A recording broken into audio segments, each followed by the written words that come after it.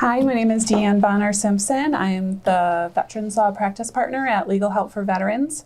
And I'm here today with General Caroline Fausone, retired general from the Air Force, also a nurse by trade.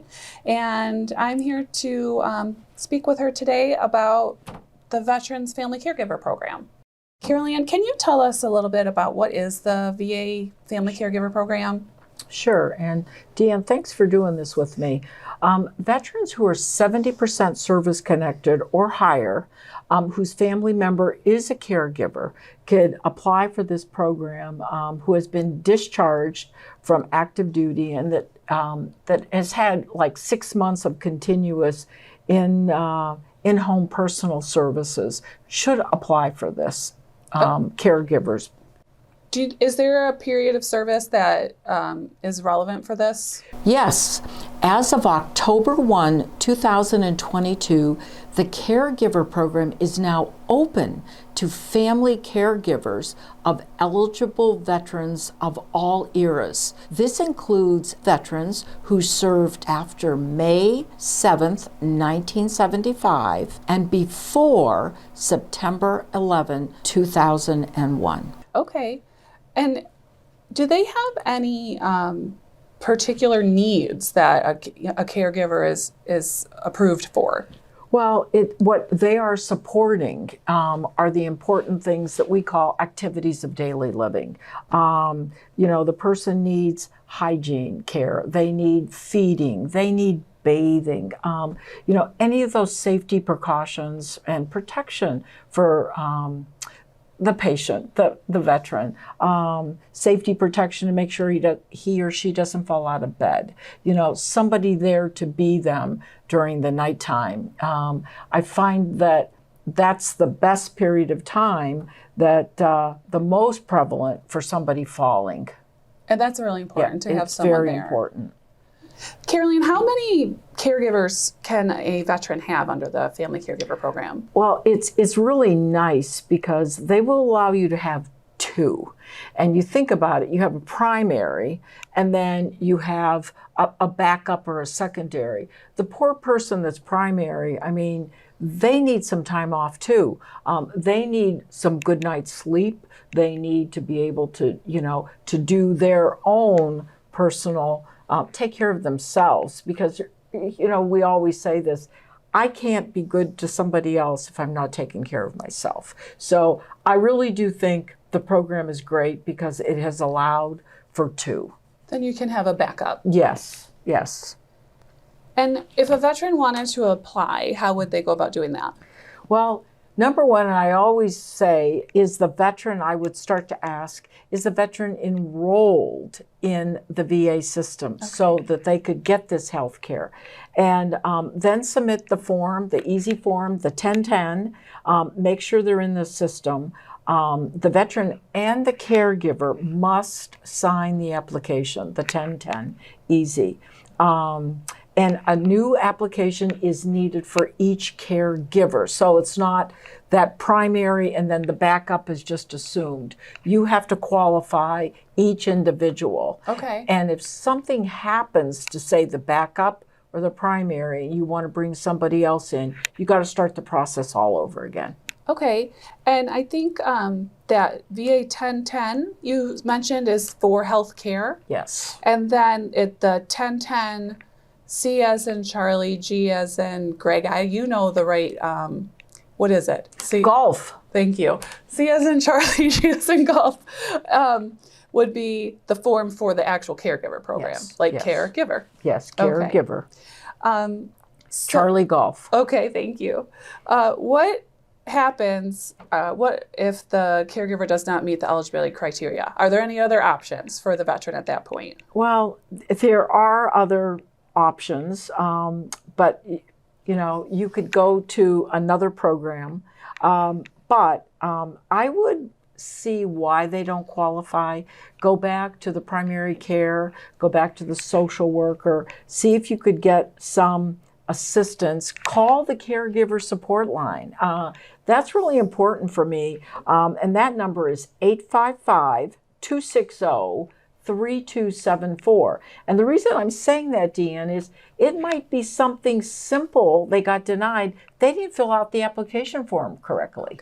So you'd want to find out why they were not accepted, especially if you're with your loved one, the veteran, and we're not always so blessed to have a lot of family members around that could do this type of care. That's a really good point to follow up, and because it could just be something that's correctable. Yes, yes. So if they find themselves in a situation though where they just don't have a qualifying caregiver, is there another way to go? Well, I think calling this number in the office or reaching out also to your VA medical center, because they usually, they most likely will have agencies and individuals that really want to help veterans. And so let's keep peeling back that onion to find out if we could get this veteran some assistance. That's really good advice. And I think there's a possibility that they may also be able to go into, is it called a general caregiver program? Yes. But sometimes that's a little bit more difficult because, you know, it's almost like hiring an agency. You don't know who you're getting. And for me as a nurse, I think the consistency is absolutely critical, that, you know, you get your, you know, your daughter or your cousin or your niece, your wife or husband caring for you. You know that person. You develop a trust with that person. When you got somebody coming in every day that's different, you know, that frustrates the veteran. And I do not think that helps with care. Well, I think that, you know, your point that you made is really important, that you don't always have to take no for an answer first time. It might be something that is just missing from a block in the form that, that can be corrected. So be diligent in following up on those things. And if you have confidence in somebody, you know, like call us, call a veteran service organization, go out to a county counselor. But most importantly, call the VA number back and say, why wasn't I approved? Let's try to help you get in the system.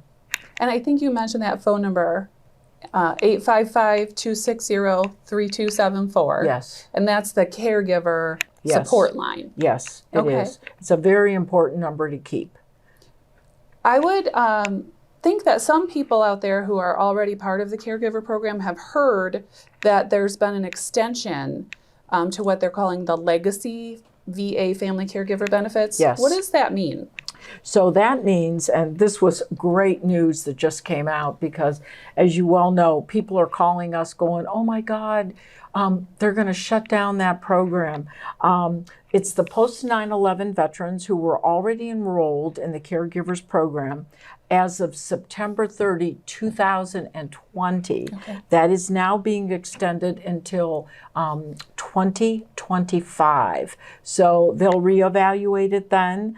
And so I just can't tell you how critical this is to continue with this benefit, because as our veterans are coming out, a lot of these are Vietnam, but seriously, as you age, some of these conditions are getting worse and you need more care.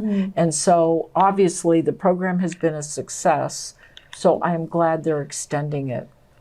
Yeah, and it was great. I mean, initially, as you were saying, it was just the post 9/11 veterans, and now they've added the other category, which is going to be primarily our Vietnam era veterans. But prior to that May 7th, 1975 date, these veterans who are being extended, they're all post 9/11 veterans. Right. I understand there was a change in the law, and maybe what has occurred is they're being denied for these mental health and cognitive issues.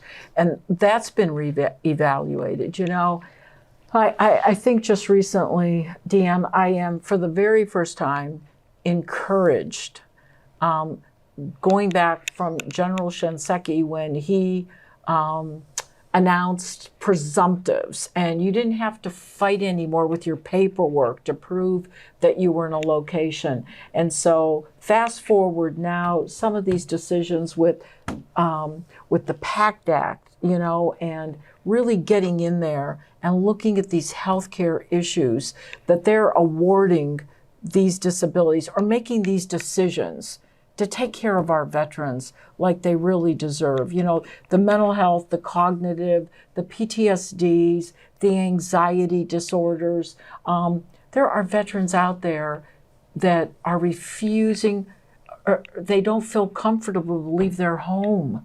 I can't imagine, you know. And that's where a caregiver would come in handy for someone with a mental health issue. Yes. So this was a great decision to look at that. So that is extended now through 2025. Yes, also. Well, they're even recognizing these. Yeah. So now you could get a caregiver for this, and that's included in the extension. That's great. So while we're on the topic of caregivers, there is one other category that's a little bit different.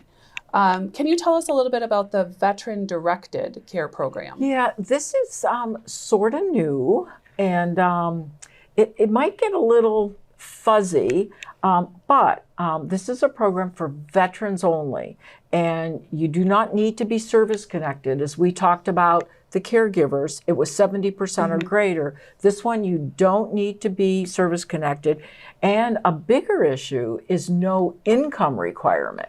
And so what you need to do is, if you want to pursue this, go back to your primary care provider or your social worker and ask them about the direct care program and see if you, the veteran, are eligible. So you would get a budget. You would get, you know, the VA might request an occupational therapist to come in also and evaluate, because there needs to be a need. You just don't get money and get this approved because you're going to get a budget. Sure. The veteran's going to get a budget, and you got to take care of your budget. So what would be happening with the veteran's life that they would need that assistance? Well, here we go again with the personal care issues, the activities of daily living. Can you drive? Can you clean your own home? Could you help feed yourself? Now, I presume that this program, the veteran is a little bit more independent, but just needs some help, and they might be all by themselves. And this might be a great program for them.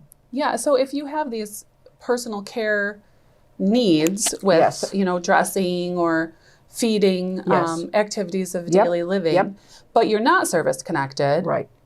The good news is there's still some options for you. Yes. You can still come to VA for some help. Yes. And it's interesting because the veteran would control the budget, which means you could go out and hire somebody to come in and help you if you didn't have, per se, that family member available to help you. And you'd get some of these services taken care of. And if you have any questions about this, talk to your counselor at the VA. Talk to your social worker and see if you fit into this program. Thank you. Since it is so new. But no, it's a great opportunity, once again, to get hands-on. You know, as we were talking before, what if the veteran doesn't have family? This might be another alternative to help them. Sure, and the main thing that's different about this that you mentioned that's great is you don't have to have a minimum service connection percentage, and your income isn't going to rule you out. Right. So if you have this situation and you need help, talk to your social worker, your primary care doctor. Yep. Because you know what, it's always really sad for me, and I think you too, when we're working with our veterans and they call and they say, I need help. And one of the first questions we ask is, oh, tell us your percentage. Well, I'm 30% or I'm 40%.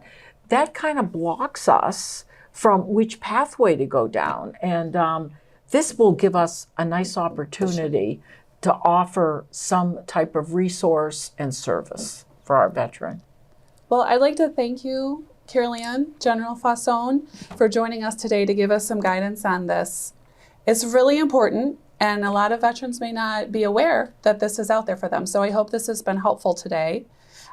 If you're a veteran and if you need assistance with Caregiver, or you know someone who needs assistance with Caregiver, please give us a call at Legal Help for Veterans, 800-693-4800. And again, I'm Deanne Bonner-Simpson. Thank you for joining us today here with General Fausone. Thank you for your service. And Deanne, thank you for yours, helping our veterans get their disability benefits, because it's like who's on the front line, but sometimes who's on the back end preparing all of these and shipping them and getting these approved. So thank you and the whole team here at Legal Help for Veterans. Thank you, Caroline.